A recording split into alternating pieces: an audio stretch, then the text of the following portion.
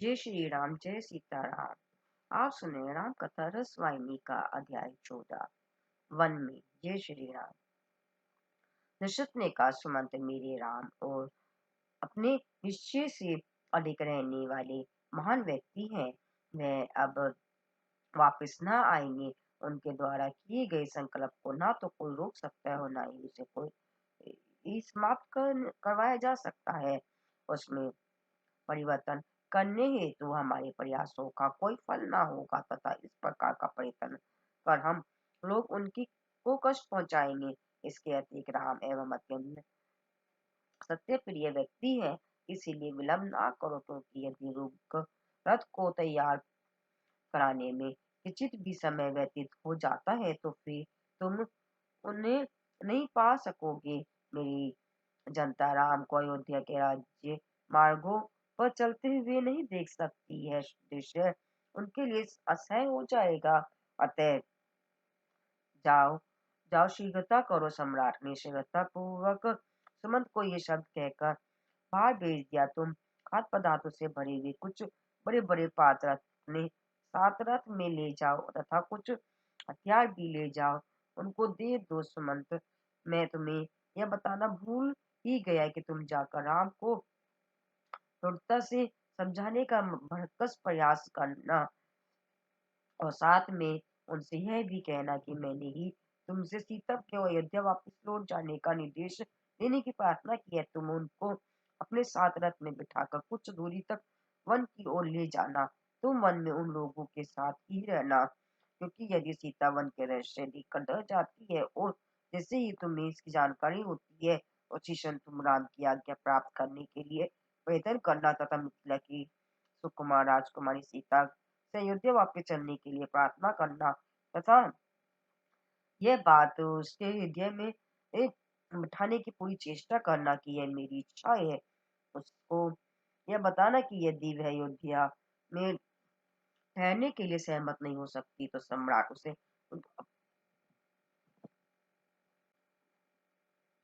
अपने पिता जनक के पास भेजने की व्यवस्था कर देंगे। दशरथ ने यह वचन बार बार दोहराए तथा उनकी छवियों को स्मरण करके वे शोकाकुल हो उठे तथा चेतनाहीन होकर भूमि पर लौट गए। शीघ्र ही भूमि से उठकर उन्होंने अत्यंत शोक स्तब्ध होकर आदिनाद प्रारंभ कर दिया। सुमंत, तुम क्यों मेरे शब्दों एवं समय को नष्ट करते हो? तुम उसी समय मेरी सीता और मेरे राम लक्ष्मण को निकट ले जाओ और मुझे इन तीनों को आंख भर कर देख लेने दो। ऐसा करके मुझे प्रसन्न करो। इसके पश्चात उन्होंने स्पष्ट रूप से सुमंत से अनुरोध किया, शीघ्रता से जाओ, विलंब मत करो। तुम रथ लेकर उसी स्थान पर जाओ जहाँ वे लोग हैं। जितना भी संभव हो सके उतनी तीव्र गति से रथ को चलाकर वहां ले जाओ। यह भी संभव हो सकता है कि उस स्थान तक पहुंचने के लिए तुम्हें 3 अथवा 4 दिन तक रथ पर यात्रा करनी पड़े। वहां जब पहुंच जाओ तभी तुम उन्हें उस रथ से उतारने देना। वहीं खड़े होकर तुम उनकी तब तक देखते रहना जब तक कि वे तुम्हारी दृष्टि से ओझल न हो जाए। फिर वापस आकर मुझे उनकी कुशलता तथा एवं सुरक्षा का संदेश देना। अब तुम जाओ, मेरे निकट मत ठहरो और जाओ। दशरथ ने अपने मंत्री से अपनी यात्रा शीघ्रता पूर्वक करने के लिए कहा। सम्राट के आदेश की स्वीकृति में सुमंत ने अपना सिर झुकाया। सुमंत सम्राट के चरणों में गिर गए और उन्होंने रथ को तैयार करवाया। वह उस स्थान पर पहुंच गए जहाँ सीताराम और लक्ष्मण नगर की इस सड़क पर पैदल चल रहे थे। सुमंत ने उन्हें सम्राट की बात कहकर सुनाई और उनको रथ में बिठाकर वन की ओर चल पड़े। राजमार्ग के दोनों ओर नागरिकों का विशाल समूह रुदन एवं विलाप कर रहा था। सुमंत ने उन नागरिकों से अपनी भावनाओं को नियंत्रित करने के शांत होने के लिए कहा। सुमंत्र सीताराम और लक्ष्मण सहित रथ पर बैठ गए और नगर की सीमा पार कर कुछ ही दूरी तक आगे बढ़ गए। राजधानी की जनता एक ही प्रकार के दुख से दुखित अवस्था में आकाश में धूल के ऊंचे ऊंचे बादल उड़ाती हुई रथ के पीछे पीछे भागने लगी। कभी भी कहीं भी सड़क अथवा भूमि का कोई चिन्ह नहीं दिखाई पड़ता था। वृद्ध महिलाएं युवा एवं स्वस्थ व्यक्ति तथा ब्राह्मण सभी एक स्वर में रो रो कर हिचकियों के मध्य राम, हे राम, हम लोगों को भी अपने साथ ले चलो के रट लगा रहे थे। अयोध्या की सड़कें खाली पड़ी हुई थी। नगर इतना शांत हो गया था मानो गहरी नींद में सो रहा हो। सभी जगह अंधकार छा गया था। कुछ पुरुष और महिलाएं जो चल पाने में असमर्थ थे स्तब्ध के समान विवश होकर सड़क पर एक स्थान में खड़े थे। बहुत से व्यक्ति तो अपने द्वार बाहर से अंदर बंद करके अत्यंत दुख से द्रवित होकर अपने दिन बाहर ही व्यतीत करने लगे। वे लोग वही इसी स्थान पर जहाँ वे राम की अयोध्या छोड़ने के समय थे अपना खाना पीना छोड़कर पृथ्वी पर लौटते रहते थे। कुछ लोग रात्रि गए तक राम के वापस आने की प्रतीक्षा करते रहे क्योंकि उन्हें यह भरोसा था कि श्री राम के हृदय में जब अपनी जनता के प्रति दया का भाव उमड़ेगा तो वे आ सकते हैं। इसी बीच दशरथ में भी एक रथ में सवार हो चुके थे। वह जोर जोर से राम राम और सुमत सुमत चिल्ला रहे थे। वे अपने प्रेम के कोष को केवल एक बार देखूंगा। उन्होंने घोड़े की चाल को बढ़ाकर तीव्र गति से रथ को भगाना प्रारंभ कर दिया। राम का अनुसरण करने वाले नागरिकों का समय राम के रथ तथा सम्राट के रथ के मध्य फंसकर रह गया। उस विशाल समय में से अनेक व्यक्ति तो इतने थक चुके थे कि भूमि पर गिर पड़े। जब उन्होंने अ, अपने पास तीव्र गति से भागते हुए रथ को आते देखा तब उन्होंने यह देखने के लिए अपने अपने सिर उठाए कि कहीं श्री राम ही तो उस रथ पर बैठकर वापस नहीं आ गए। तब उन्होंने बड़ी कठिनाई से उठकर उस रथ को रोकने का प्रयत्न किया ताकि वे परम प्रिय राम की एक झलक पा सके। किंतु जब उन्होंने देखा कि दशरथ क्रंदन सुना तब वे लोग भी दुखी से कतर होकर रो पड़े और उन्होंने अत्यंत शांतिपूर्वक ढंग से यह कहकर रथ को जाने दिया कि हे सम्राट, आप शीघ्रता से जाए और हमारे श्री रामचंद्र जी को वापिस ले आए। दशरथ राम के रथ को नगर के बाहर रतीली भूमि पर तीव्र गति से दौड़ते हुए देख कर चिल्ला पड़े, सुमन सुमन घोड़ी की लगामें खींच कर रोको और अपने रथवान को रथ की गति तीव्र कर देने का आदेश दिया।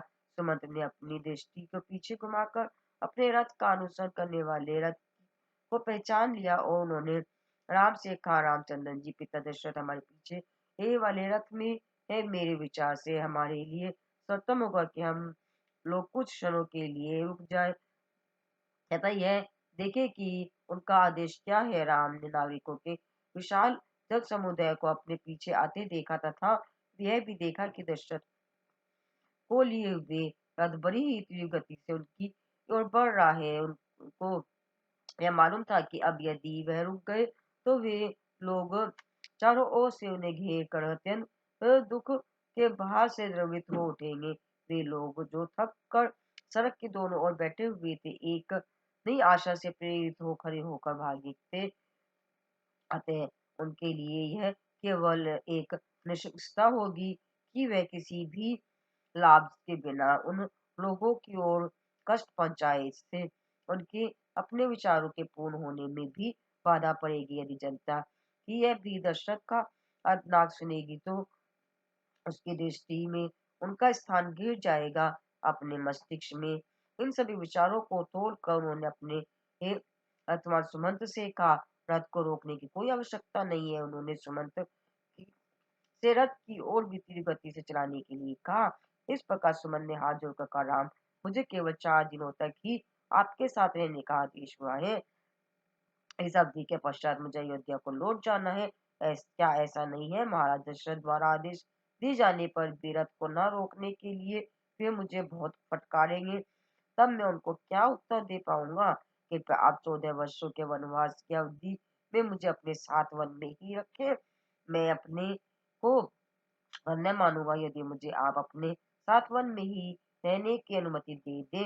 मेरे लिए इससे बढ़कर प्रसन्नता और कल्याण की दूसरी कोई बात नहीं हो सकती। यदि आप इस पर सहमत हो तो मैं रथ नहीं रोकूंगा और अपनी इच्छा अनुसार रथ को और तीव्र गति से चलाऊंगा। इस संबंध से मुझे क्या आदेश है, कृपया बताइए।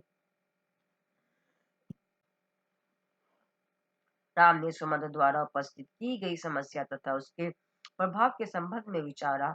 वे बोले, सुमंत्र, तुम्हारे स्वामी सम्राट ने ही तुम्हें रथ लेकर उसमें हम लोगों को बिठाकर जितना संभव हो सके उतनी दूर तक वन में ले जाने का आदेश दिया था, और वही दशरथ इस समय हमारे रथ का पीछा कर रहे हैं और रो रो कर तुमसे रथ को रोकने के लिए कह रहे हैं। तुम्हें सम्राट की आज्ञा को सुनना है तो उसका ही पालन करना है, दशरथ के आदेश का पालन नहीं करना है। तुम देश के मंत्री हो या शासक के मंत्री हो, दशरथ नाम है के व्यक्ति के नहीं, इस व्यक्ति के रूप में हम लोगों के मध्य स्नेह का बंधन है, जिसके अंतर्गत पिता पुत्र और पुत्र पिता के से बंधा हुआ है, किंतु सम्राट के रूप में उनका तुम्हारे अथवा हमारे ऊपर समान राजसी अधिकार है।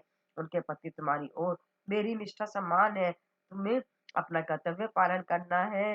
दशरथ, जब तुम्हें उस प्रार्थना पर जो वे इस समय तय कर रहे हैं डांटे डपटे, तब तुम उनसे ही कह देना कि तुमने उनके द्वारा कहे गए शब्दों को सुना ही नहीं था। ऐसा कहना अनुचित नहीं होगा। राम ने रथ को और जोश से भी तीव्र गति से चलाने के लिए कहा। सुमंत ने उस नैतिक विश्लेषण के अमृत का शक्कर पान किया जिसे राम ने सुमंत को समझाने के लिए कहा किया था। जब दशरथ ने राम को आगे जाते हुए देखा तो उन्होंने अपना रथ रुकवा कर अयोध्या की ओर वापस मुड़वा दिया। वह बड़ी जोर से आराधना कर अपने भाग्य पर रो रहे थे, किंतु जनता थकने की चिंता किए बिना अपने परम प्रिय राम को पकड़ पाने की इच्छा लिए राम के रथ के पीछे पीछे भागने लगी। कुछ लोगों जो अपने जीवन का उत्सर्ग कर देने को भी तैयार थे, अपने राम तक पहुंच पाने के प्रयास में मर मिटने को प्रस्तुत थे। बिना श्वास लिए क्लांत शरीर लिए दौड़े जा रहे थे तथा राम के रथ द्वारा छोड़े गए चिन्हों पर बड़ी भक्ति भावना से अग्रसर हो रहे थे। राम ने अपने पीछे आती हुई जनता को देखा जो उनके प्रति भक्ति की भावना से पूर्ण थी। यह देखकर राम के हृदय में करुण न उमड़ पड़ी। उन्होंने रथ को रुकवाया तथा उसे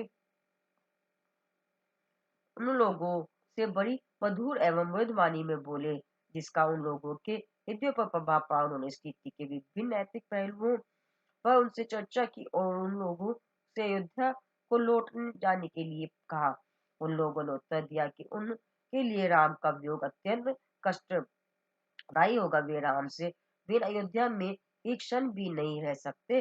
वे अयोध्या में रहने से तो वन में ही रहकर मर जाना पसंद करेंगे। उन्होंने घोषित किया कि जिस नगर में से धर्म की भावना ही लुप्त हो गई हो वह जंगल से भी अधिक भयानक होता है, और वे लोग ऐसे भयानक स्थान पर नहीं रह सकते थे।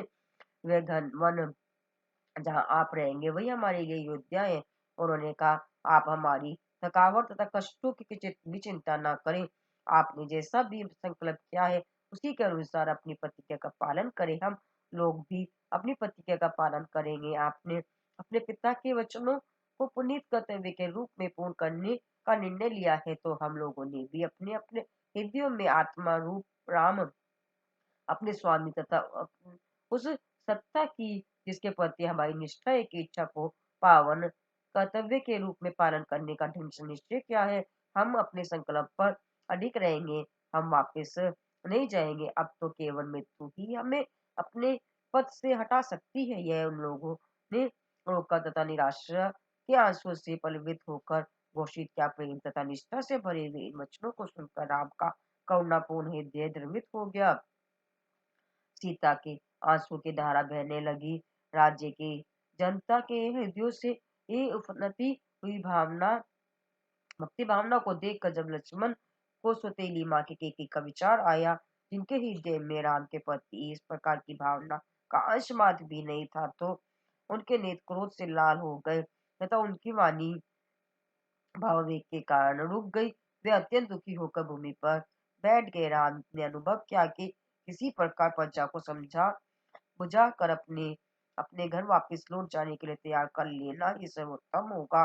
उन्होंने उनको सांत्वना दी और उनके प्रति सहानुभूति प्रकट की एवं उनके द्वारा प्रतिदिन किए जाने वाले कर्म तथा कर्मकांडों की याद दिलाई तथा उनकी यह भी बताया कि ऐसा न करने के क्या परिणाम होंगे।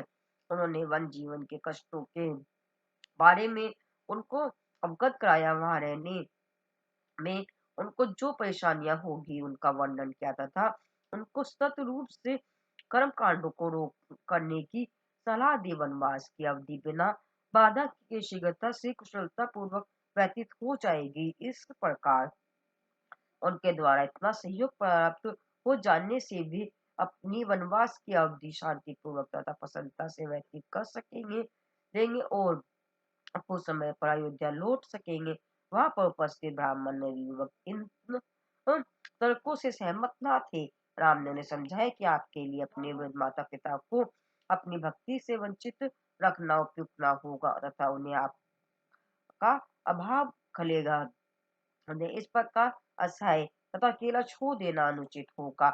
इस पर वे बोले, राम, हमारे वृद्ध माता पिता इतने क्षीण और हतोत्साहित हो गए हैं कि वे वन तक आपका अनुसरण नहीं कर सकते। वे किसी प्रकार इतनी दूर तक आए और अपने मानसिक संताप के अश्रु बहाते हुए वापस चले गए। उन्होंने हम लोगों को अपना आपका अनुसरण करने तथा आपके साथ रहने का आदेश दिया है। उन्होंने कहा है कि हम लोग बहुत क्षीण हो गए हैं, तुम लोग स्वस्थ और युवा हो, अतः आपके साथ जाकर हमारी ओर से उनकी सेवा करो। वह लोग हमें वन में भेज कर नहीं अपितु आपके युद्ध में न रहने से दुखी है।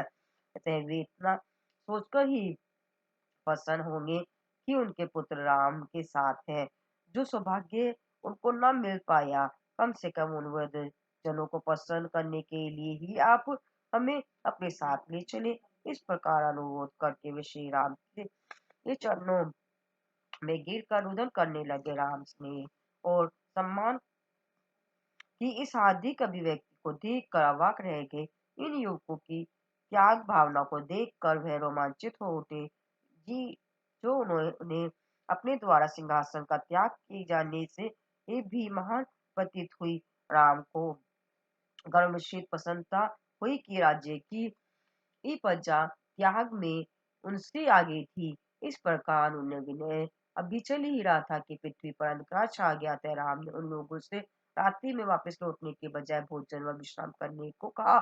लोगों को प्रोत्साहित करने हेतु राम ने स्वयं भी निकट बहने वाली तमसा नदी में स्नान किया, कंदमूल और फलों का भोजन किया तथा कुछ देर विश्राम किया। लोगों ने इतनी दूर तक श्री राम का अनुसरण किया था कि शरीर से वे इतने थक चुके थे कि भोजन करने के पश्चात वे प्रगाढ़ निद्रा में निमग्न हो गए। राम को यह ज्ञात था कि जागने पर वे कभी सभी लोग उनके ये साथ चलने पर जोर देंगे। इसीलिए उन्होंने धीरे से सुमंत को जगाकर रथ तैयार करने के निर्देश दिए और किसी प्रकार की आवाज किए बिना रथ चलाने को कहा, जिससे रथ की में द्वारा छोड़े गए चिन्हों को पहचान न जा सके। सुमंत ने यह जान लिया था कि इसके अतिरिक्त कोई अन्य मार्ग नहीं आता है। उसने रथ आगे बढ़ाया और इस प्रकार चलाया कि पहियों के चिन्ह भ्रामक और जटिल हो गए। इतना ही नहीं, इस प्रकार के संकेत छोड़े मानो रथ अयोध्या को ही वापस लौट गया हो। बड़ी कुशलता से इस प्रकार के मार्ग चिन्ह बनाने के पश्चात सुमंत ने रथ को वन की ओर प्रस्थान चलाना प्रारंभ किया। नव दिवस का प्रात हुआ। अयोध्या के लोग जागे और आसपास देखा। राजकीय रथ का कोई चिन्ह नहीं था, ना तो ही सीता राम या लक्ष्मण दिखाई पड़े। सब लोग और बहुत दुख में डूब गए। उन्होंने उन्हें सोते हुए को जगाया, धरती पर पहियों के चिन्ह ढूंढने का प्रयत्न किया। वे ऊंचे स्वर में रोने लगे, राम राम चिल्ला उठे। वे हताश रथ के चिन्हों को ढूंढने के लिए पागलों की तरह भांति हर दिशा में भागने लगे। उनमें से एक बोला, भाइयों, राम ने देखा कि हम कितने अधिक थक गए हैं। हम किस प्रकार से शरीर से निद्रा में खोए हुए हैं, इसीलिए वे हम अपने साथ न ले जाने कर यहीं छोड़ गए। तब वे एक दूसरे पर थकावट का आरोप लगाने लगी, जिसके कारण राम उन्हें छोड़कर अकेले ही चले गए थे। कुछ लोग समय को मछली से भी तुच्छ समझने लगे और कहने लगे कि मछली जल के बिना जीवित नहीं रह सकती, परंतु हम अब भी जीवित हैं। चाहे रात हमें निस्सहाय छोड़ गए, ये हमारे जीवन को धिक्कार है। इस प्रकार विस्मय को कोसने लगे। हम स्वयं ही अपने प्रिय राम से वियोग का कारण बने हैं। हम सब मृत्यु ही क्यों ना प्राप्त करें, जिससे सब दुख का अंत ही हो जाए। वह इस प्रकार विलाप करने लगे, परंतु शीघ्र ही उन्हें लगा कि उनकी आत्मा राम है, अतः आत्महत्या का विचार ठीक नहीं। फिर यह प्रशंसा का कार्य भी नहीं है, और आत्महत्या भी तभी सफल होती है जबकि भाग्य में स्वयं के हाथों मृत्यु लिखी हो। इसलिए उनमें से एक ने सुझाव दिया कि उन्हें भगवान से प्रार्थना करनी चाहिए कि वे उन सबको इस प्रकार की मृत्यु प्रदान करें। वे इस प्रकार के निराशपूर्ण वाद विवाद एवं शंकाओं से उलझ गए। वे अपना अगला निर्णय शीघ्र लेने के इच्छुक थे। कुछ ही क्षणों में ये किसी ने बताया कि पहियों के चिन्ह मिल गए थे। यह वास्तव में एक शुभ समाचार था, क्योंकि वे चिन्ह बता रहे थे कि वह रथ अयोध्या की ओर गया था। वे कुछ दूर तक उन्हीं चिन्हों के पीछे चलते रहे, परंतु शीघ्र ही वे चिन्ह भी अदृश्य हो गई है। अनुमान लगाया कि रथ किस ओर गया था असंभव था, इसीलिए वे लोग सामूहिक रूप से नगर को वापस लौटे। कई लोग सांत्वना देते थे कि राम निश्चय ही लौटेंगे, क्योंकि वे प्रजा की दीन दशा देख चुके थे और राम का हृदय उनके लिए दया के करुणा से परिपूर्ण था। वे बोले कि राम 2 या 3 दिन में ही लौट आएंगे। स्त्रियां अनेक प्रकार की पूजा तथा प्रार्थना में व्यस्त हो गई, जिससे कि भगवान प्रसन्न होकर राम को वापिस अयोध्या भेज दे। तत्पश्चात प्रजा चक्रवर्त पक्षी की भांति जीवन व्यतीत करने लगी, जो रात्रि वे सूर्य के प्रकाश के अभाव में कमल न खिलने पर सूर्योदय की प्रतीक्षा करता है। ईश्वर इधर प्रजा इस प्रकार दुखी थी, और उधर सीताराम तथा लक्ष्मण मंत्री सुमंत के साथ सिंहेश्वर नगर के पास पहुंच गए। राम ने गंगा नदी को देखा और तुरंत सुमंत को रथ रोकने का आदेश दिया। वे रथ से उतरे और पावन गंगा के समीप धरती पर खड़े होकर भगीरथी को प्रणाम किया। सीता लक्ष्मण तथा सुमंत ने भी वैसा ही किया। राम ने उन्हें बताया कि गंगा धन तथा संपन्नता की सोच रहे तथा अशांति और संपूर्णता की खान है। गंगा ने जीवों को आध्यात्मिक प्रसन्नता तथा उच्चतम आत्मिक वरदान प्रदान किया है। राम ने लक्ष्मण को ऐसा स्थान ढूंढने का आदेश दिया जहाँ सीता जल में उतरकर सुरक्षित रूप से स्नान कर सके। वन में नदी के किनारे बहुत चिकने तथा दलदली थे, परंतु लक्ष्मण ने एक स्थान चुना जिसे कुछ पत्थर और कंकड़ आदि बिछाकर सीता के लिए जल में सुरक्षित उतरने तथा स्नान के पश्चात सुविधा से बाहर निकलने योग्य बनाया गया। उन्होंने माँ सीता से प्रार्थना की कि वे अस्थाई घाट को स्नान के लिए प्रयोग में लाया। सीता ने जल में उतरते हुए बहुत सावधानी बरती और नदी में प्रवेश से पूर्व गंगा माता को सादर प्रणाम किया। लक्ष्मण वन में कुछ कंदमूल आदि लेने चले गए, जिससे कि स्नान के बाद रात व सीता कुछ आहार कर सके। लक्ष्मण ने कंदमूल लाकर उन्हें आदर पूर्वक अर्पण किए तथा उन्होंने उनका सेवन किया। इस बीच कुछ नाविक वहां एकत्रित होते हुए दिखाई दिए। उसकी दृष्टि सुसज्जित रथ तथा सीताराम व लक्ष्मण के राजसी रूप पर पड़ी। उन्होंने अनुमान लगाया कि वे अवश्य ही इस स्थान पर अमोद हेतु आए हैं, इसीलिए वे शीघ्र ही अपनी मुखिया भुई के पास गए तथा सूचित किया कुछ राज परिवार के लोग वहां आए हैं। भुई ने एक दूत को भेजा कि वह खोज करे कि और बताए कि वे कौन है और उनका गंगा के किनारे वन में आने का क्या कारण है।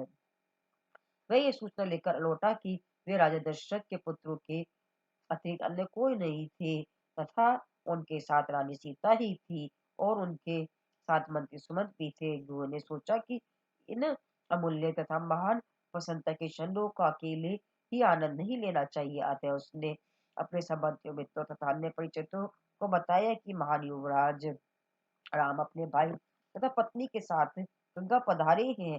उसने बहुत से फल तथा फूल एकत्रित किए और सभी प्रकार को साथ ले सामूहिक रूप से पूर्ण सम्मान तथा श्रद्धा सहित गंगा की ओर चल पड़ा। गुह ने फल तथा पुष्पों की भेंट राजसी कुंतन के चरणों में रखी तथा स्वयं राम के चरणों में गिर पड़े। उसके संबंधी तथा मित्रों ने भी भगवान राम को सादर प्रणाम किया।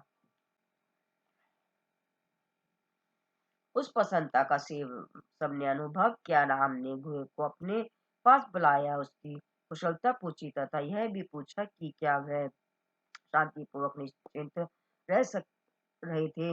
यह भी पूछा कि उसकी जाति की उन्नति के लिए वे क्या सहायता कर रहा था। घोड़े ने उत्तर दिया, भगवान आपके चरण स्पर्श से हमने असीम आनंद प्राप्त किया है। हमारा अभाग्य है कि हमें अपने पूर्ण जन्म के शुभ कर्मों के फलस्वरूप ये सौभाग्य प्राप्त हुआ है, नहीं तो क्या हम तो इस घोर वन में जीवन व्यतीत करते हैं। कभी भी आपके आगमन तथा पवित्र चरणों के दर्शन और कृपा की आशा कर सकते हैं। इसी क्षण से इस क्षेत्र को अवश्य ही शांति तथा संपन्नता प्राप्त होगी, क्योंकि आपके चरण कमलों ने इस धरती को पवित्र किया है। इसके में किंचित संदेह नहीं है कि ऐसा परिवर्तन अवश्य होगा। लक्ष्मण सीता तथा सुमंत ने गुहे की प्रसन्नता के सच्चे भाव तथा आनंद अश्रु देखे। वे उनकी भक्ति, नम्रता तथा बुद्धि पर चकित हो रहे थे। इसी बीच गुहे राम के चरण जोर से पकड़ कर बोला, भगवान जब सब धन क्षेत्र तथा अधिकार जो कि मुखिया के नाते मेरे पास है, ये सब भी आपके हैं और मेरी समस्त कामनाओं के लक्ष्य भी आप ही हैं। वे सब आपकी प्रतीक्षा कर रही हैं। सभी आपकी सेवा तथा किसी भी अन्य कार्य करने के शुभ अवसर के इच्छुक है। मैं आपका सेवक हूँ, मुझे तथा मेरी भेंट को स्वीकार करिए और उस स्थान पर पधार कर जहाँ हम रहते हैं। राम ने जब यह प्रार्थना सुनी तो वे मन मन मुस्कुराए और बोले, वह तो मेरे परम भक्त हो तथा गुणों के से पूर्ण हो। तुम्हारा मन पवित्र है, परंतु सुनो, मुझे वनवास के रूप में वनों में ही रहना, भ्रमण करना है तथा अपने पिता के आदेश का पालन करते हुए योग्य के वस्त्र धारण करने हैं। मुझे किसी भी गांव या नगर में प्रवेश नहीं करना है तथा मुझे केवल वही भोजन करना है जो कि साधु के लिए उचित है। मुझे उन योगियों की भांति रहना है जो तप करते हुए यौगिक अनुशासन का पालन करते हैं। इन कारणों से मैं तुम्हारे उन इच्छाओं की पूर्ति नहीं कर सकता जो तुमने प्रकट की है।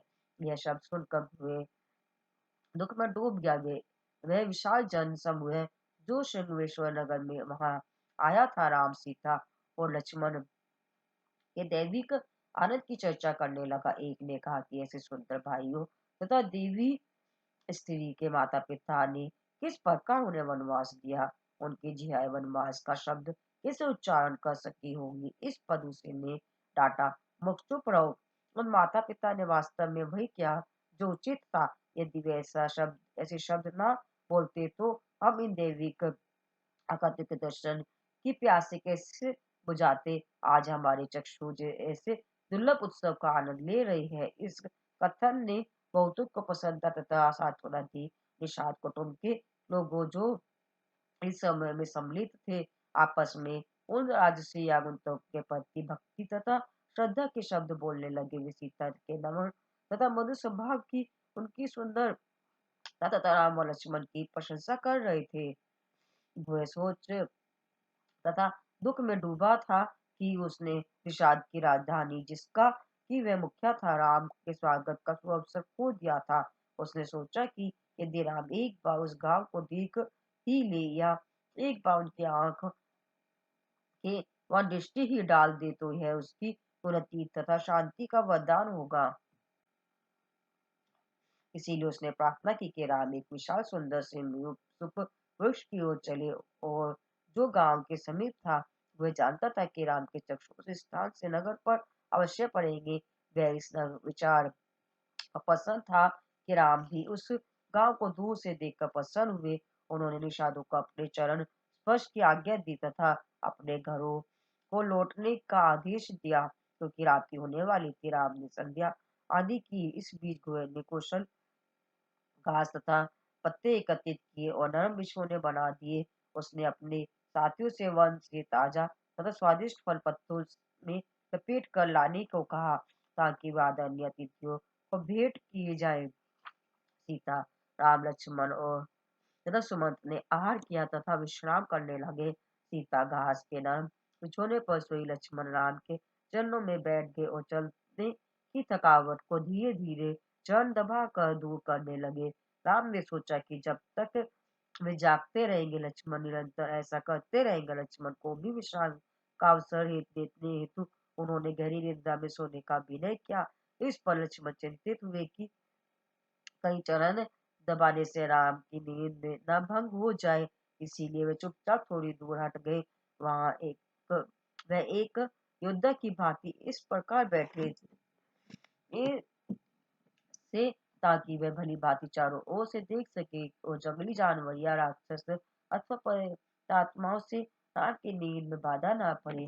वह पूर्ण रूप से सजग और सतर्क थे। यह देखकर घोर ने भी अपने आज्ञाकारी सरदारों को उस क्षेत्र में पहरे के लिए नियुक्त कर दिया ताकि रात के निद्रा भंग करने वालों ली कोई भी घटना ना हो। उसने इसमें अपना तरकस धारण किया और धनुष पकड़कर लक्ष्मण की सहायता के लिए उनके पास बैठ गया। वह आंखों में अश्रु लिए दोनों हाथ जोड़कर कहने लगा, लक्ष्मण महाराज, दशरथ का महल में मैं जानता हूँ देवताओं के राजा इंद्र के दैविक महल से भी अधिक बड़ा तथा सुसज्जित है। उस महल में सब वस्तुएं आकर्षक तथा सुंदर है। हर स्थान पर सुगंध है, नरम बिछौने हैं, हीरो से जड़ित फानुस महल की सुंदरता तथा सुखों को बढ़ाते हैं। बिछौनों पर हल्की और दूध की ये झाग जैसी नरम चादरें और उसी के समान तकिए है। सीता और राम जो कि ऐसे सुखदायक बिछौनों पर सोते थे, इस समय घास के ढेर पर बिना तकिए या ओढ़ने के लेटे हुए हैं और शारीरिक कष्ट भोगते हुए सो रहे हैं। मेरे लिए यह दृश्य देखना और इस पीड़ा का अनुभव करना असहनीय है। उनके माता पिता, सेवक तथा सेविका विभिन्न प्रकार से उनके सुख आवश्यकताओं की पूर्ति करते थे। सीता और राम जो कल तक राजसी ठाट से रहते थे, अब कठोर धरती पर लेटे हुए हैं। हाय, मेरा दिल इस दुख से टुकड़े टुकड़े हो गया है। सीता सुप्रसिद्ध राजा जनक की पुत्री है और अब वह बिजू के घास पर लेटी है। भाग्य का यह कैसा परिवर्तन है! क्या सीता और राम वन के जीवन के योग्य हैं? और अब यह सत्य प्रमाणित होता जा रहा है कि कर्मों का फल भोगना अनिवार्य है, चाहे कुछ भी हो। कि कई ठीक है, राज्य की पुत्री है, कोई विश्वास नहीं कर सकता कि वह इतना भयंकर पाप से परिपूर्ण कार्य करने योग्य है। राम और सीता अपने जीवन के उस काल में है जब कि उनको पस पर प्रसन्न रहना चाहिए। उन पर इतना कठोर शब्द उच्चारण करना कितना असहनीय कार्य है। ऐसा भाग्य किसी बड़े से बड़े शत्रु को भी ना मिले।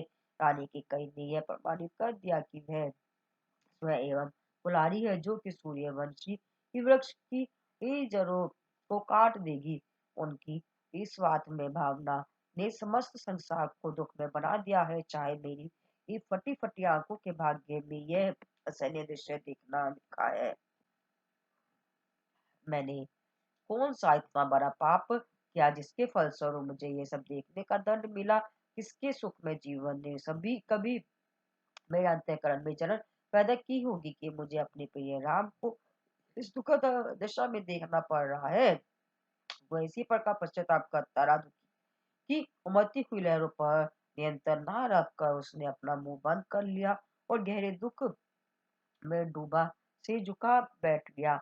वे यह देखकर लक्ष्मण भी दुख के सागर में डूब गए। लक्ष्मण ने साहस एकत्र किया और बोले, हे निषाद राज, व्यक्ति ने तो दूसरे से प्रसन्नता प्राप्त कर सकता है और न ही दूसरे से कष्ट पाता है।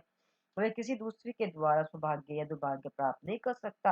किसी के द्वारा सफलता प्राप्त होने का कोई साधन नहीं है तथा ना ही कोई वास्तव में प्रसन्न तथा दुखी रह सकता है। प्रत्येक अपने पिछले जन्म के कर्म के फलस्वरूप कुछ न कुछ करने यहाँ आता है अथवा भगवंत इच्छा के अनुसार कार्य करता है। उसी उद्देश्य को पूर्ण करने में निरंतर वह प्रसन्न अथवा दुखी दिखता है। बस इतनी सी बात है। एक भिखारी स्वप्न देखता है कि वह राजा है और एक राजा स्वयं को स्वप्न में भिखारी देखता है।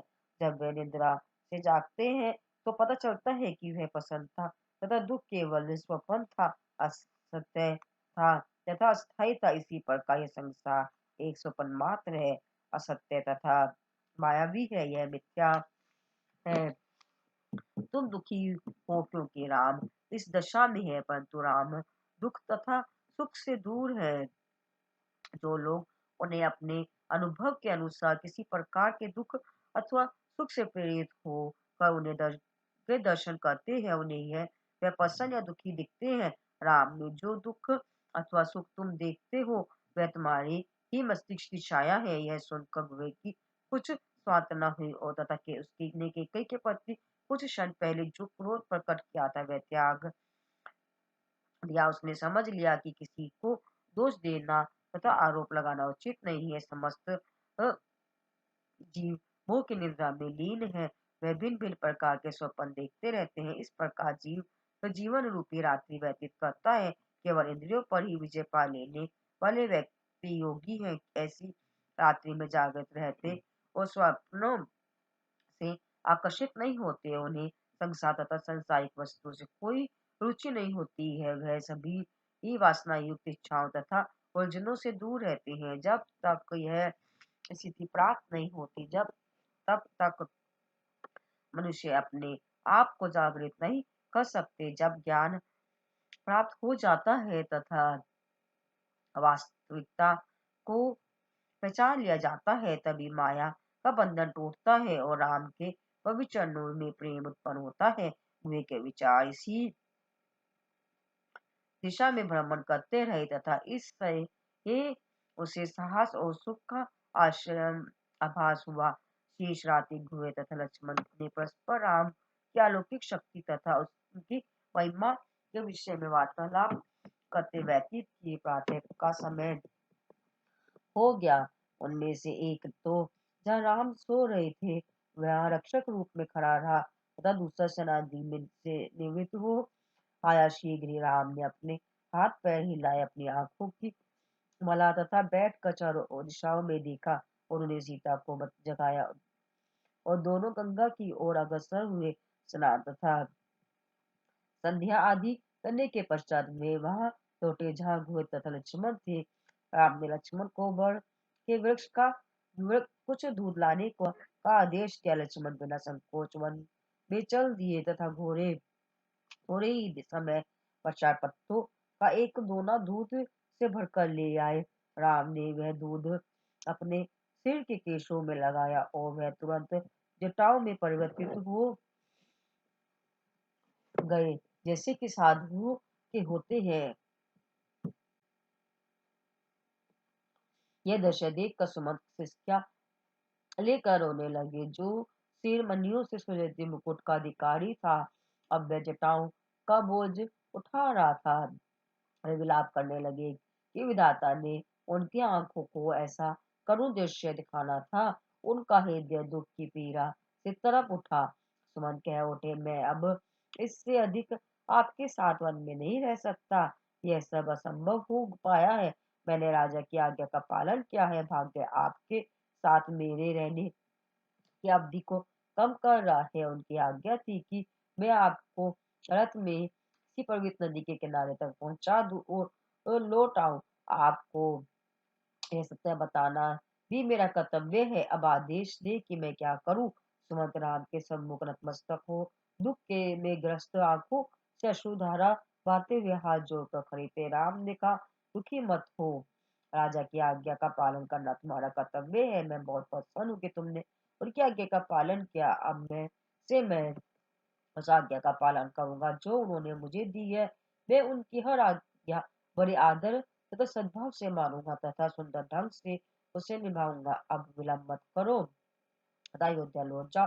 मेरे माता पिता चिंता पूर्वक तुम्हारी वापसी की प्रतीक्षा कर रहे होंगे। वह हमारी अब तक की यात्रा का वर्णन तुमसे सुनने को उत्सुक होंगे। रथ लो तथा शीघ्र ही लौट जाओ। सुमन ने अपने मस्तिष्क में उस स्थान के दृश्य का अनुमान लगाया जहां वे जा रहे थे तथा नम्रता पूर्वक विनय की कि हे रामचंद्र जी, देखना कहीं अयोध्या नाथों की नगरी न बन जाए। आपकी अनुपस्थिति में महाराज स्वयं पर नियंत्रण नहीं रख सकेंगे। भरत राज्य संभालने में असमर्थ होंगे। सुमंत्र दुख का बोझ न सह सके और राम के चरणों में गिर पड़े। राम ने उन्हें उठाया और कंधे से पकड़ कर सांत्वना देते हुए बोल कहा, सुमन सत्य से बढ़कर कोई भी अन्य सिद्धांत नहीं है। तुम जानते हो कि वेद, पुराण तथा शास्त्र इसी को मानते हैं तथा सिद्ध करते हैं। तुम मुझे अब इसी सत्य मार्ग को अपनाने का आदेश मिला है। यह कितने सौभाग्य की बात है कि यदि मैं इस से विमुख हो जाता हूँ तथा मैं मेरा कुल इस सुअवसर को खोने के फलस्वरूप तीनों लोकों में अपमान के भागी होंगे। आओ जाओ और मेरे पिताजी के चरणों में गिर कर मेरे संकल्प तथा प्रसन्नता के विषय में स्पष्ट बता दो। तुम ध्यान रखना कि पिताजी मेरे सीता तथा लक्ष्मण के बारे में चिंतित ना हो। राम के ये शब्द सुनकर हुए तथा उसके अनुयायी बहुत प्रभावित हुए। इसी विषय में अज्ञानी होते हुए भी वे रो रहे थे। लक्ष्मण यह वेदना सहन नहीं कर सके तथा उन लोगों के प्रति रोष और कठोर शब्द कहे जिसके कारण यह दुख घटना घटती, परंतु राम ने उनके क्रोध को जान लिया और उन्हें शांत कर दिया।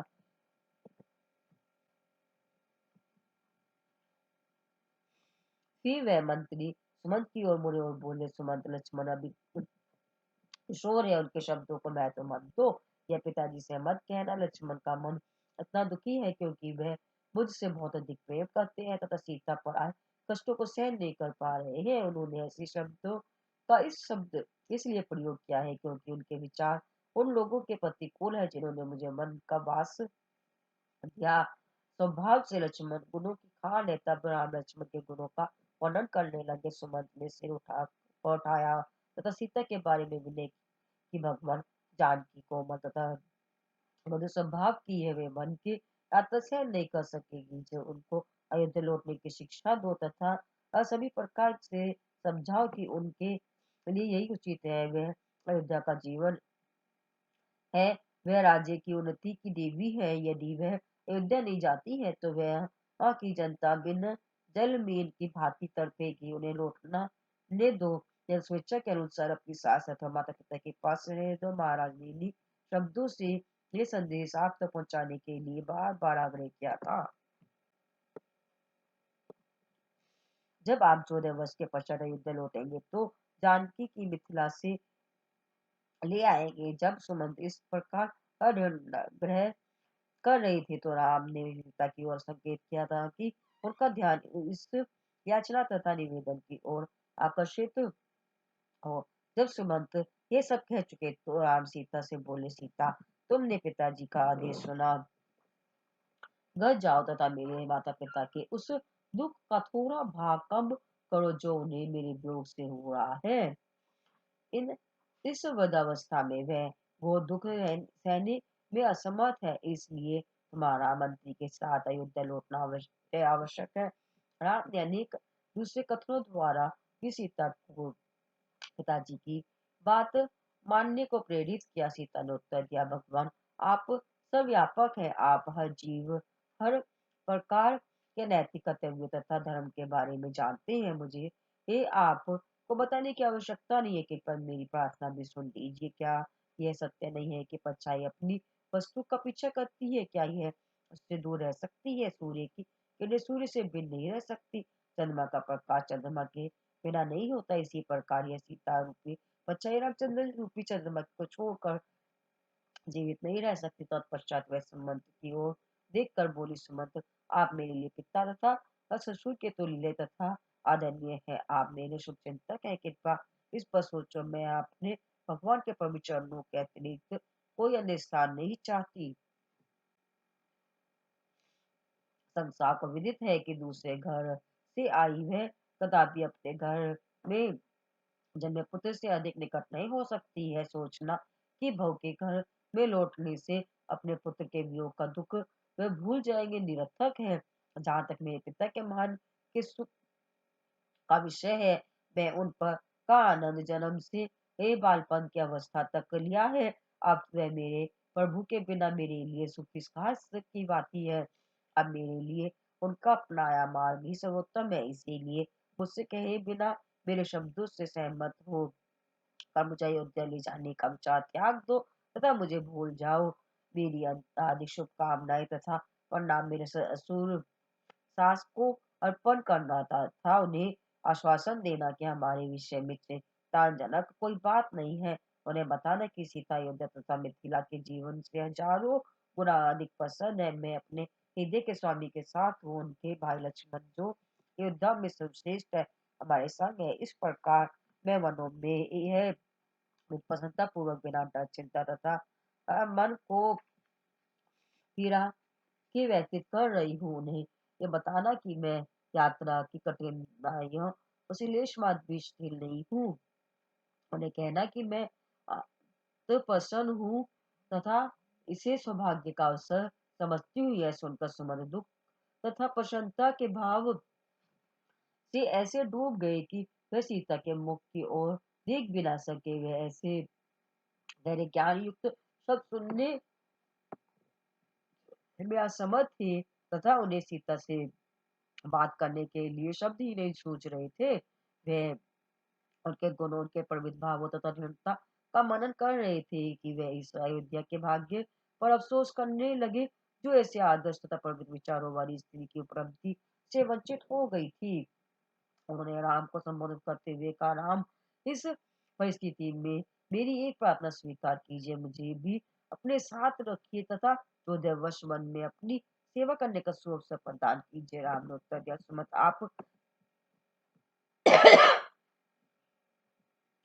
कानून तथा नैतिकता के नियमों के से भली भांति परिचित हैं। आप महाराज दशरथ के मंत्री ही हो, ना कि मेरे अधीन हुए। वही है जिन्होंने आपको वापस लौटने का आदेश दिया है। मैं आपको यहाँ रोकने के लिए कैसे कह सकता हूँ? वैसे भी यह उचित नहीं है कि आप ऐसी अवस्था में राजा से दूर रहे। आप राजा के दाहिने हाथ हो, इसीलिए आपको अपने आनंद की लालसा नहीं होनी चाहिए तथा राजा से दूर रहने का प्रयत्न नहीं करना चाहिए। जाइए, बिना विलंब के उनके पास जाइए। यदि आप शीघ्र जाते हैं तो मुझे तथा मेरे माता पिता को बहुत सांत्वना तथा आश्वासन मिलेगा। राम ने उन्हें भिन्न प्रकार के उदाहरण देकर जाने के लिए विवश कर दिया। इस प्रार्थना और सद्भाव का विरोध असंभव जानकर सुमंत ऊंचे स्वर में रोने लगे और तीनों के सम्मुख नतमस्तक हो गए। उनके कदम रोजिल तथा निर्जीव हो गए। जब वह से वापस मुड़े तो शरीर व मन दोनों ही जाते ने को अनिच्छुक थे। राम ने उनका हाथ पकड़ा, उनको रथ के समीप पहुंचाने और उसमें अपने स्थान पर आसीन होने की सहायता की। राम सुमंत तथा रथों के घोड़े से बड़े बुध वचनों में बोले, जिससे उनको अयोध्या की ओर अग्रसर होने को प्रोत्साहन मिले। सुमंत ने रथ को अयोध्या की ओर वापस हाका। घोड़े उस मार्ग पर अग्रसर होने को तैयार न थे। वे उसी ओर मोड़ते थे जिधर राम थे। उनके साथ रहने की लालसा में तथा उतनी दूर होने में अनिच्छुक चाबुक खाने तथा उकसाए जाने के बावजूद भी बड़ी कठिनाई से आगे बढ़े। वे विरोध के करुणापूर्वक निराने थे। वे स्थान स्थान पर रुक रुक कर अपनी गर्दन पीछे मोड़ कर राम की ही एक झलक पाने के उत्सुक थे। सुमंत भी असहनीय दुख में ग्रस्त पीछे पीछे मुड़कर देखते थे। अपने गालों पर बहते अश्रु भवा को पहुंच रहे थे। लोगों की अपना मुख ना दिखाने हेतु वे अपना सिर झुकाए हुए थे। जब कुएं ने इस मंत्र की दशा देखी तो दुख में डूब गया और एक वृक्ष के तने से अपना सिर टिका कर सिसकिया लेकर रोने लगा। इस प्रकार मंत्री की राजधानी के लिए प्रस्थान करवा कर राम अपनी पत्नी तथा भाई के साथ गंगा के तट की ओर चल दिए। वह विचारों में डूब सोच रहा था कि जब तक पशु भी राम से दूर रहना असंभव समझते हैं तो उन माता पिता व प्रजा के दुख का वर्णन कैसे हो सकता है जिन्होंने उन्हें जन्म दिया तथा इतने प्यार और आशा के साथ उनका पालन किया था। वह राज्य की प्रजा जिसने उन्हें अत्यंत सम्मान पूर्वक तथा प्रेम से पूजा, उस दुख की सीमा कौन जान सकता है जिसने महारानी कौशल्या का हृदय वेदन कर दिया था। व्यथा में ने उसकी आत्मा को कठोर बना दिया। शीघ्र ही उसकी दृष्टि राम, सीता और लक्ष्मण पर पड़ी जो कि गंगा की ओर जा रहे थे। वे उनकी ओर ये सोच कर भागा कि वह नदी पार उतरना चाहते हैं। उसने दूसरे किनारे पर खड़े एक नाविक को पुकारा कि वह अपनी नाव को इस पार ले आए। जब अपने सरदार की आवाज उसके कानों में पड़ी तो वह नाविक शीघ्रता से चप्पू चलाने लगा तथा कुछ ही क्षणों में ही नाव वहां तैयार थी जहाँ राम उसकी प्रतीक्षा कर रहे थे। कुएं ने नाविक को अलग बुलाया और उसे नाव को साफ करने तथा उसे महाराज राजा दशरथ के सपूत अयोध्या के राजकुमार, उनकी पत्नी तथा भाई के बैठने और गंगा पार उतारने योग्य बनाने का आदेश दिया, जहाँ की से वह उन वनों में प्रस्थान करके ये जहाँ वह कुछ वर्ष व्यतीत करने का संकल्प किए हुए थे। उस नाविक ने अपने निषाद भाइयों से युवराज के वनवास की दुखद तथा कथा सुन ली थी, इसीलिए उसने उस आज्ञा का पालन में विलंब नहीं किया। परंतु उसे यह संदेह ने व्याकुल किया हुआ था कि जिसका निवारण आवश्यक था। उसने सुना रखा था कि राम ने एक शिला पर चरण रखा और वह एक स्त्री में परिवर्तित हो गई थी। क्या यह वही राम थे या कोई अन्य व्यक्ति? है प्रश्न उसने एक गुहे से पूछा। गुहे ने कहा, प्यारे नाविक, आश्चर्य, तुम्हारी स्मरण शक्ति कितनी प्रबल है। मैं प्रसन्न हूँ कि तुम्हें वह घटना याद है जो बहुत पहले घटी थी तथा तुमने मुझे भी पुनः याद दिला दी। वह राम की ओर बुरा और अत्यंत निर्ममता पूर्वक बोला, राम सुनिए, यह व्यक्ति जो मेरा जाति का है, यह नाविक अपने मन की में अपनी खेती तथा गौरव का रोज कोष छिपाए हुए है। यह मुझे पुनः स्मरण करवा रहा है कि आपने गौतम ऋषि की पत्नी अहिल्या को किस प्रकार मुक्त किया, जो श्राप वंश शिला बन चुकी थी। मेरी प्रजा उस स्त्री पर श्राप द्वारा दिए घोर दंड के विरुद्ध थी और आपकी दैविक शक्ति सुनकर जिसने उससे मुक्त किया बहुत हर्षित थी। और मेरे यह लोग कितने भाग्यशाली है कि आपके देवत्व से परिचित है। वह बड़ा मुक्त होकर अपने नाविक के विश्वास तथा भक्ति का वर्णन कर रहा था। इसी बीच राम नाव की ओर उसमें बैठने हेतु चल पड़े। नाविक राम के सामने दोनों हाथ जोड़कर खड़ा हो गया तथा बोला, रामचंद्र जी, आज के इस सौभाग्य के प्राप्त होने के फलस्वरूप मेरे जीवन का समस्त उद्देश्य सफल हो गया है। राम को जिसके विषय में बहुत पहले सुना था कि आज प्रत्यक्ष देख रहा हूँ, आपकी को आपकी पत्नी तथा भाई के साथ नाव में गंगा पार उतारू। यह मेरी जन्म जन्म की सिंचित तपस्या तथा सद्कर्मों का फल है। मुझे एक आशीर्वाद के लिए प्रार्थना करने दीजिए। मुझे गंगा पार के लिए देने से पहले अपने चरणों का धोया जल चनामत अपने सिर पर छिड़कने दे। वह ने अनुभव नहीं किया था कि उसका दास वह नाविक राम की भक्ति में इतना डूब चुका था। वह राम के प्रति उस नाविक के इस नव निवेदन पर चकित था। वह मन में अति प्रसन्न था कि उस व्यक्ति ने ऐसी प्रार्थना की। वह बोला, भाई मेरी बात सुनो, राम को नाव में बैठने दो, तब तुम एक बर्तन में गंगा जल लेकर राम के चरण धो लेना।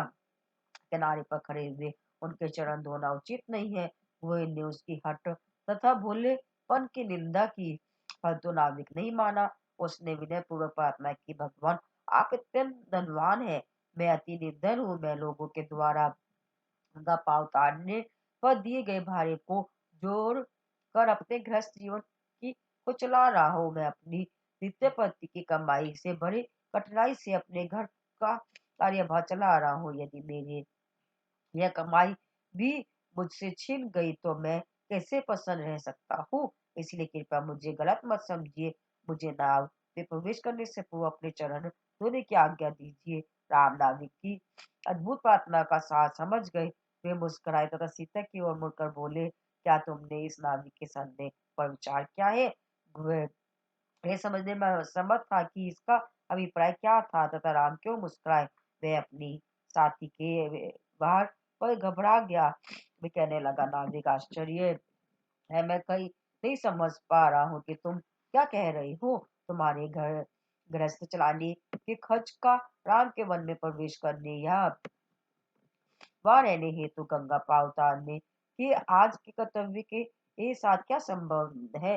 क्या तुम अपने इस कार्य के लिए राम से अधिक भाड़ा मांग रहे हो? यदि ऐसा है तो तुम अपनी मूर्खता का प्रदर्शन कर रहे हो। यदि तुम्हारी आप आय तुम्हारी गृहस्थी के लिए पर्याप्त नहीं है तो मैं इस क्षेत्र का मुखिया होने के नाते तुम्हारी सहायता करने को तैयार हूँ। इसे रामचंद्र जी से प्राप्त करने की हट मत करो, नाव तैयार करो। वह अपने साथी की हट पर क्रुद्ध हो गया। इस पर नाविक ने विनय की बात की, क्योंकि उसने लोगों से सुना था कि राम के चरणों में विशेष शक्ति है। कहते हैं कि जब चरणों ने शिला का स्पर्श किया तो वह एक स्त्री में परिवर्तित हो गई। मेरी नाव लकड़ी के अनेक टुकड़ों के जोड़कर बनी है। यदि प्रत्येक टुकड़ा स्त्री बन गया तो मेरे भगवान उन सबको मुझे सौंप देंगे, क्योंकि यह मेरी नाव के टुकड़ों से उत्पन्न हुई होगी। मैं अतिरिक्त बोझ कैसे सहन कर सकता हूँ, परंतु यदि नाव में प्रवेश से पूर्व चरण धो देता हूँ तो मैं उस समय भय से मुक्त हो जाऊंगा। साथ ही यदि मैं वह चरणामृत अपने सिर पर छिड़क लेता हूँ तो मेरे पाप भी ये समाप्त हो जाएंगे।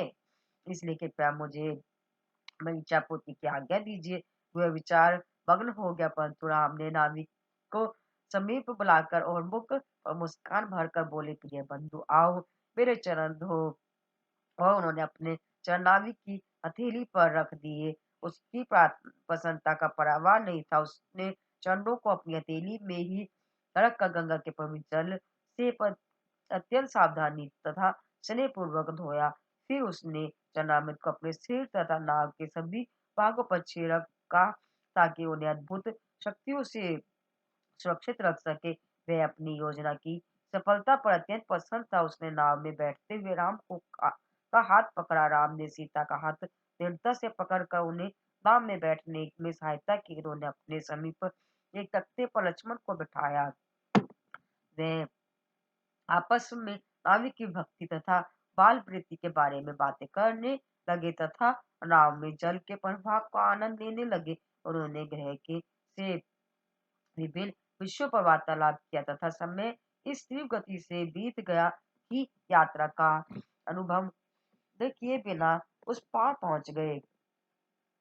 जब राम ने सोचा कि उस नाविक की को मजदूरी के रूप में कुछ देने के लिए उनके पास फूटी फूटी कोड़ी भी ना थी, तो वह अपनी लज्जा छुपाने का बहाना ढूंढने लगे। सीता अपनी स्वाभाविक प्रवृत्ति द्वारा अपने स्वामी के अधभाव को समझ गई। उन्होंने अपनी एक उंगली से अंगूठी उतार कर राम के हाथों पर रख दी। राम ने नाविक को पुकारा और कहा, इधर आओ नाविक, है तुम्हारी मजदूरी है, ले लो। नाविक राम के चरणों में गिर पड़ा और विनय पूर्वक बोला, हे राम, आज के दिन मैंने जीवन का प्रतिफल प्राप्त कर लिया है। मैंने समझ पाप आज टुकड़े टुकड़े होकर क्षीण हो गए हैं। मैं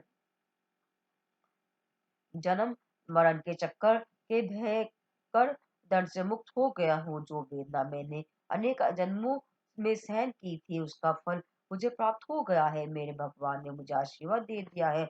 इस आशीर्वाद के फल स्वरूप मेरे पूर्वज तथा मेरी संतान जब सब पाप मुक्त हो गए हैं। भगवान, यदि मैं आपकी दया का पात्र हूँ और उसे प्राप्त कर चुका हूँ तो वह मेरे लिए पर्याप्त है। हे भगवान, जब आप लौटे इसी मार्ग से आना तथा मुझे इसी सेवा का सुअवसर प्रदान करना, यही प्रीति फल है जिसे मैं जीवन का बहुमूल्य द्रव्य मानता हूँ।